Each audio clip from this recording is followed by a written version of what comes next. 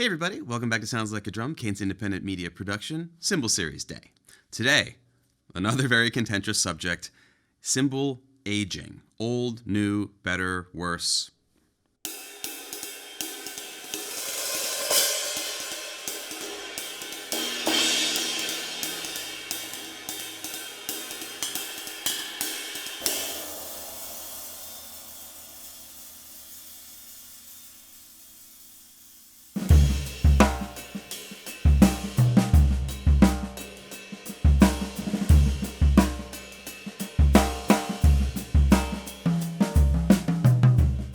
But in all seriousness, there is a lot to be said for one cymbal versus another in terms of how much it's been played, how old it is, what it's been through in its life, and there are some facets of that that are basically not really replicable without having that experience happen to the cymbal. That's what we really want to get into today, while also dispelling some myths about what you see versus what you hear and how those things can get confused. First up, we're going to play a fun little game we thought of today, which goes like this. Which one of these cymbals I'm about to play is the 80-year-old one, and which one is 3 weeks old?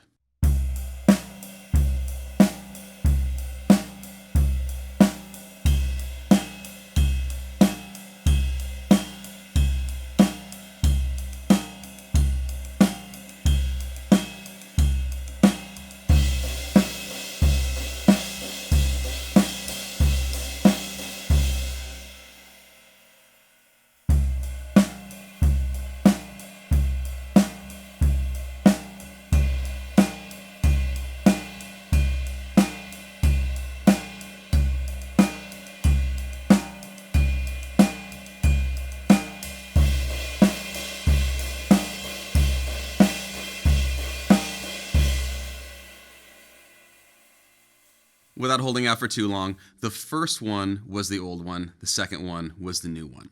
The first cymbal is an old K I've had for a long time, was made in the early 40s based on the stamp. It's 20 inches, it's about 1900 grams, has 2 rivets in it. The second cymbal is a very recent build from Jesse Simpson that I actually got from him because of how much it reminds me of this old one, and I wanted something that was a little less sort of like historically precious to take to gigs and maybe travel with and things like that. Same size, similar profile, same number of rivets, all that stuff.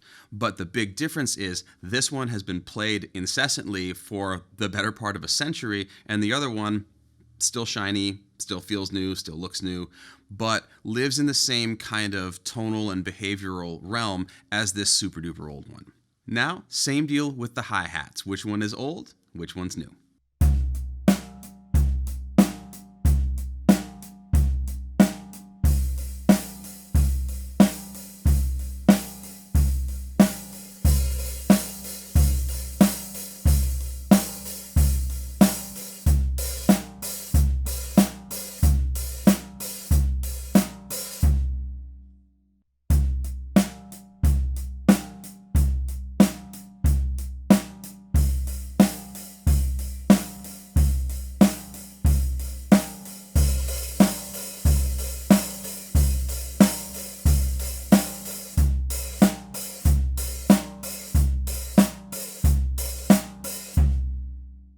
In this case, we went with the new hi-hats first and then the old.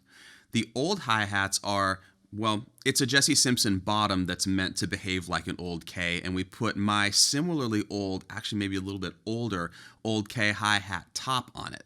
For the new pair, we kept the same bottom, but we used Ben's copy that Jesse made of my old K, which alone, they are almost indistinguishable from each other. This serves as an opportunity to also not have to worry about the behavior of 2 cymbals getting swapped out. We kept the bottom and just changed the top.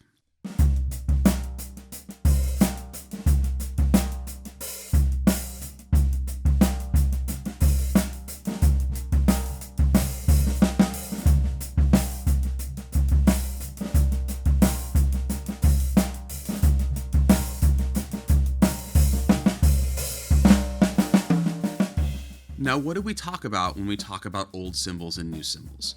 The first thing is, over time, unless someone is cleaning them regularly, they're getting very dirty. Whether they're getting played a lot or not, fingerprints, grime, different things get on there. This serves to get into the tonal grooves that are lathed into the cymbal, which suppresses high end, dries the cymbal out a fair bit, and overall darkens the behavior of the cymbal, no matter what it sounded like in the first place. Secondarily, you have how much is this instrument getting played over decades.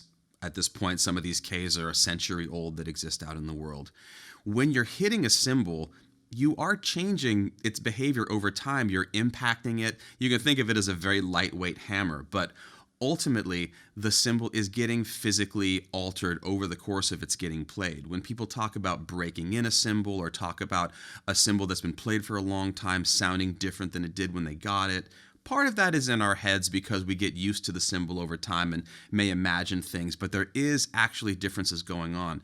To the point where some older cymbals, especially if one side of it is a little bit heavier than the other, they'll develop a flat spot in the area where it was played the most. Both maybe not so much dirt there and also actually like there's metal missing from that spot. And I've always loved that too because it's an actual physical manifestation of how much that cymbal was loved by one or many people over all those decades and was loved in that specific spot over and over and over again.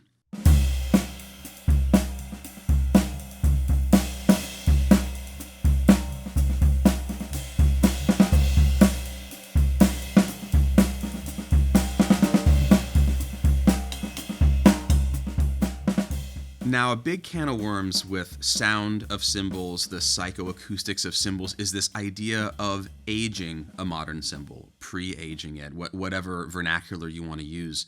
The idea is that there's a mental image in your ear of what an old cymbal sounds like, and you want a cymbal in front of you to behave that way. There's a lot of snake oil out there around this, and there are a lot of things that I've seen and heard recommended, we've seen on forums, that not only are not going to give you a positive result, but in some cases can actually destroy the cymbal. We have to remember that these pieces of metal are tempered. There is stuff going on in here from the process that allows them to behave like a cymbal.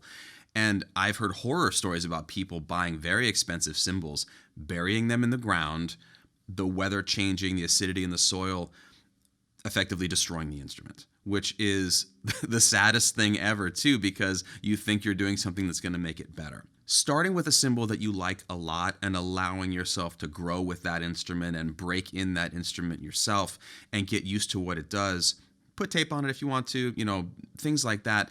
Make sure you don't go too hard invasively with trying to get an old sound out of a new cymbal. Especially because most of the old sounding cymbals that we heard on recordings. So it's virtually impossible to know what that cymbal sounded like in that room when you've got microphones and tape and mastering and everything else defining for you Elvin's sound, Tony's sound, whoever's sound.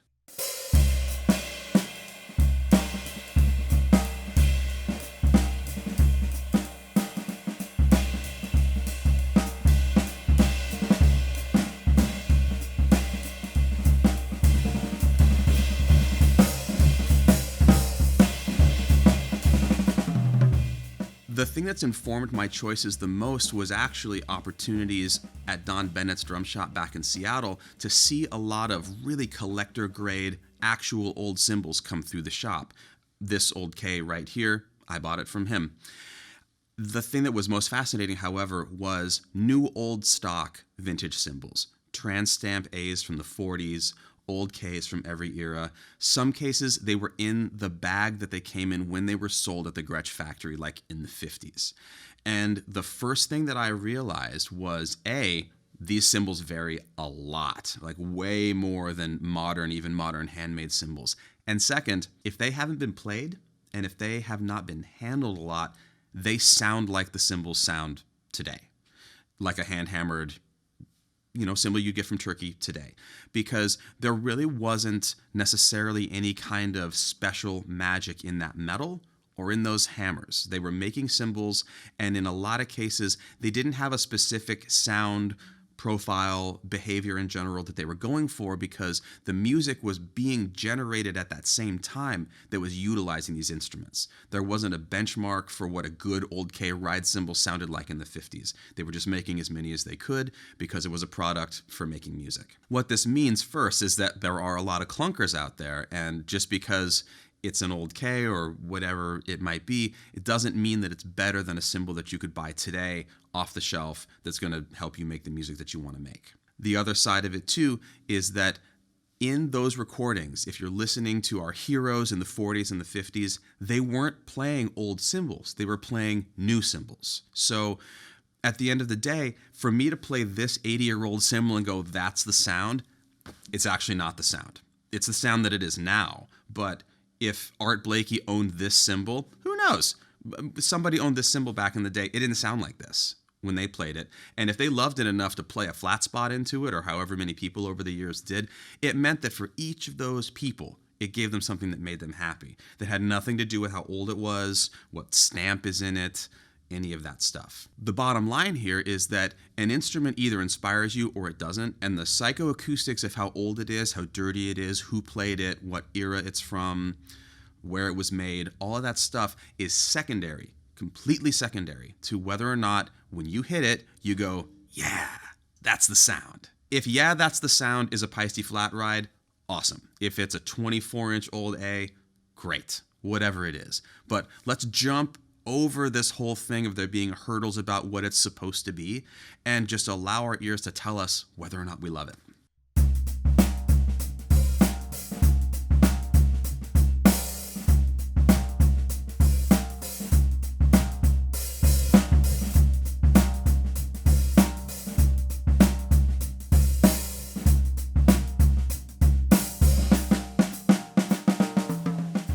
Now, the flip side of this, and I know we're going deep here, but the flip side of this is there's a lot of modern cymbal manufacturing going on to give you a cymbal that mimics the characteristics of an older, broken-in, dirty, dry, trashy, all of these things cymbal.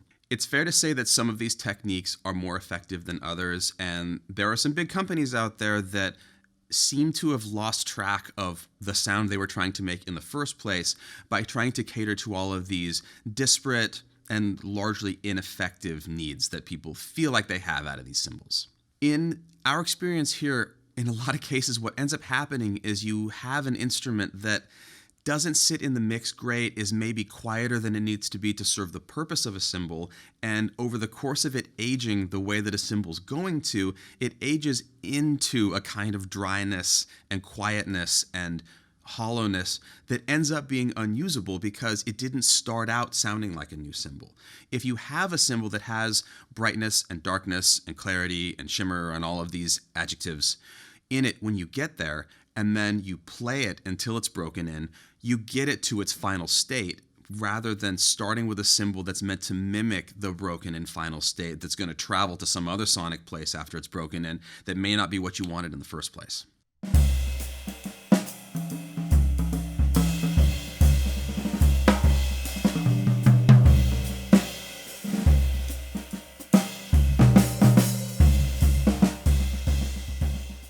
Now, having said all that, going after old sounds is a thing that I mean, I'm definitely interested in, and I think that a lot of people are interested in, and it serves to see that, like, there's so many Turkish companies now making hand-hammered cymbals.